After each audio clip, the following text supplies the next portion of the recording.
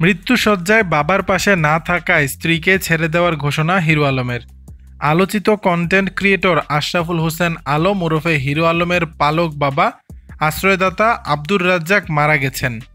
মঙ্গলবার 15 এপ্রিল ঢাকার একটি সরকারি হাসপাতালে রাত 9টায় তিনি শেষ নিঃশ্বাস ত্যাগ করেন। মুমূর্ষু অবস্থায় বাবার পাশে না থাকায় এবার স্ত্রী রিয়ামণিকে ছেড়ে দেওয়ার ঘোষণা দিয়েছেন হিরো আলম। বুধবার 16 এপ্রিল নিজের ফেসবুক পোস্টে তথ্য জানান তিনি। পোস্টে হিরো আলম লিখেছেন, রিয়ামণিকে আমার জীবন থেকে বয়কট করলাম, কারণ আমার বাবা হসপিটালে। সে আমার বাবার কাছে না থেকে বিভিন্ন ছেলেদের নিয়ে নাচ গান করে বেড়ায় এবং তার পরিবারের কোনো সদস্য আমার বাবাকে এতদিন দেখতে আসেনি।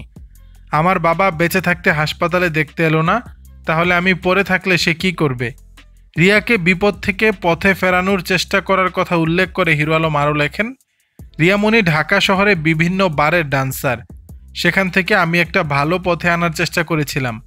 ছেড়ে দেওয়া গরু কোনোদিন ঘরে বন্দি করা রাখা যায় না। রিয়ামণি যে কত খারাপ খুব শিগগিরই বুঝতে পারবেন আপনারা। দর্শক, বিষয়টি নিয়ে আপনাদের মতামত জানাবেন নিচের কমেন্ট বক্সে।